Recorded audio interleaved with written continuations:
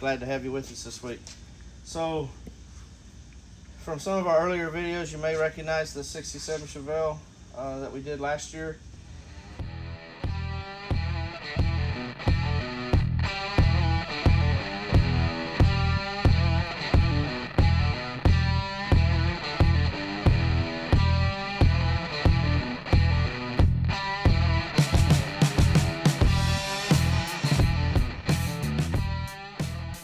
Customer picked it up from us, and then virtually 3 days later went on a 3,000-mile road trip.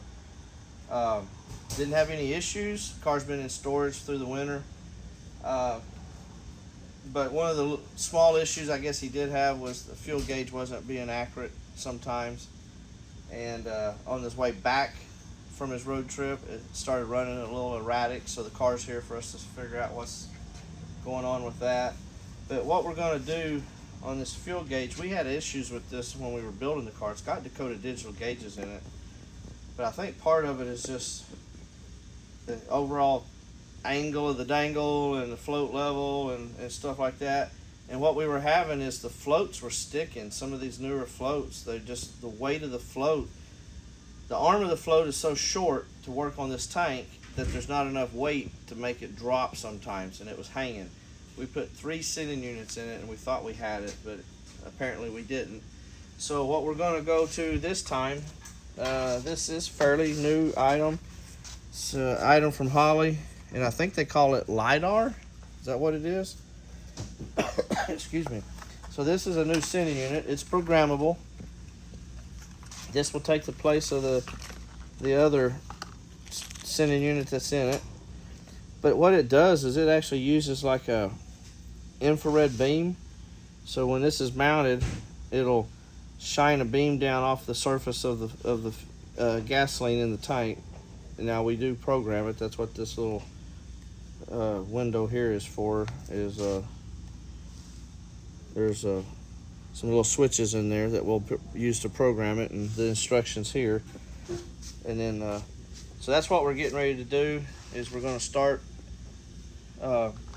pulling the gas tank back out. Now, I did take this over Monday when he dropped it off.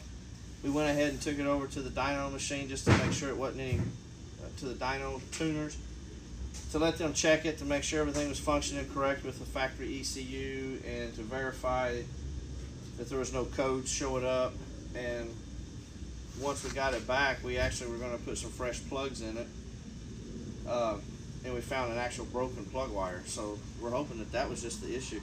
But on the way to the dyno, I actually stopped and filled the tank completely full, so I've been draining the fuel tank. This is a Tanks brand gas tank. These are advertised at 24 gallons. So far I've got about 17 out, but because of the baffles, we're going to have to drop the tank. We got to do it anyway for the sender, get all the fuel out, that we need to start with an empty tank. So that's kind of where we are at this moment. One of the other things the customer brought up is in the cal vent, he was still feeling some warm air coming in. So what we're actually doing is, because we have some of the Dakota digital control system that actually goes in the cavity of the cal. So what we're going to do is we're actually making like a fiberglass insert that'll have a lip around it that's going to recess into that cavity, but allow us to have the depth for the Dakota digital to still go in there, but it'll totally seal it off. And we have some of that we're currently in the. So here's the initial piece, and what we did is we made a template of the hole, cut out a 3D or a MDF wooden butt, and we fiberglassed down over it. And then we're fixing to put a little lip around this that's actually going to follow the stamped contour of the kick panel. And then this is what will go up in there. We'll put a couple screws in it with some sealer around the little foam gasket around the edge. And then that'll give us a completely airtight, sealed off cavity from the kick panel vent, but still give us that depth for that Dakota digital to go in there, and the kick panel will still fit flush. So that's kind of what we've made. We use just old school methods, some aluminum foil and some floor wax, kind of like we did the headliner on the Torino. So we have the kick panels actually fiberglassed right now, and that's following the contours. And as soon as it cures and sets up, then we'll marry the two together. So that's kind of where we are if you want to get a picture of that. So we got the gas tank out of the car, got it completely empty, and we're getting ready to install the Lidar. I don't know who thought of that name, but it wasn't me. Anyway, so this is programmable. So we got to program this to work with the gauge, which is the sweep of the gauge, and then we got to program it to work with the depth of the tank based on empty and full.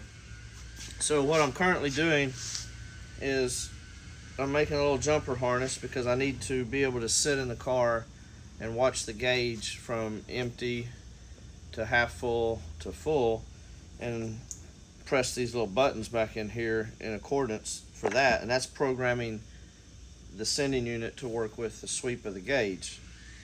Then we calculate the depth of the tank, which I've already measured that, and then we will actually set up a system based on a solid surface on distance, and then we have to program this to read the distance of the tank when it's empty plus the distance of what would be considered full. So that's currently what we're doing, is making a little jumper harness out of some old speaker wire that we can hook up to the sending wire off the car, the power wire, so that this will be connected as if it's in the car. And then I'll be able to sit in the car with this in my hand and do the programming of the gauge. And then we'll come back here and do the programming for off this table here. We'll set up a little fixture to measure the depth. So that's currently where we are on today. What is today? I don't even know what day of the week it is. Thursday? Yeah. So that's kind of where we are today. The goal is to have this all programmed, done. We will put the tank on the ground, mock it up at the actual angle that it sits on the car, and my plan is to physically fill this tank with the gas that we took out and watch the sending unit and verify that as 5 gallons, 10 gallons, because we took 22 gallons out and it's a 24-gallon tank, verify that that gauge works correctly before I put that tank all back in the car. So we'll bring you along for that here in a little while too.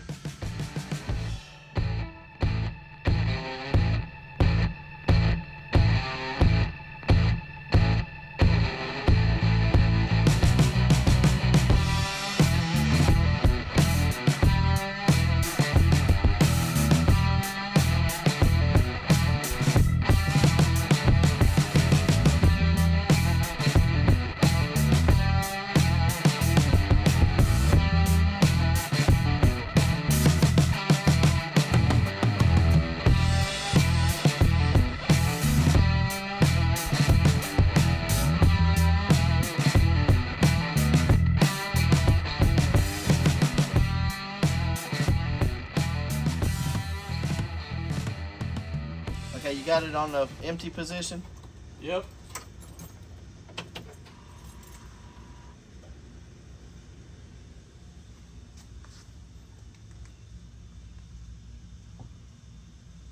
Yeah, so what's happening now is our buffer, like when you turn the key on and power up, the gauge goes to a specific position, and then because of the buffer, you can slowly see the needle dropping. It's about a 90-second, maybe 2 full minute time, but that gauge is slowly dropping to the empty position. We're at a quarter of a tank now,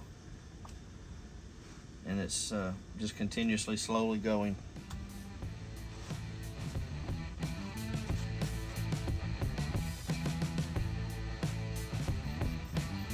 So go to the 1/3 position. Yep.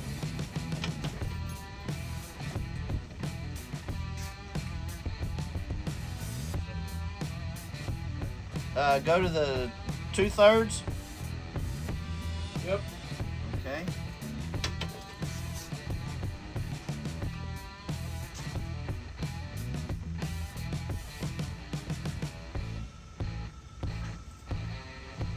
Yeah, so that's working.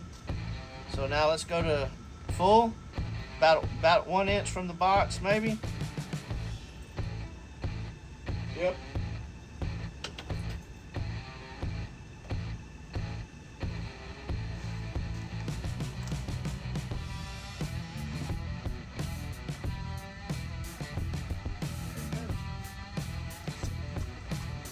And there it goes. So we'll put this all together, and it's like I said, it starts off at a specific position every time you turn the key on, and then it calibrates itself up.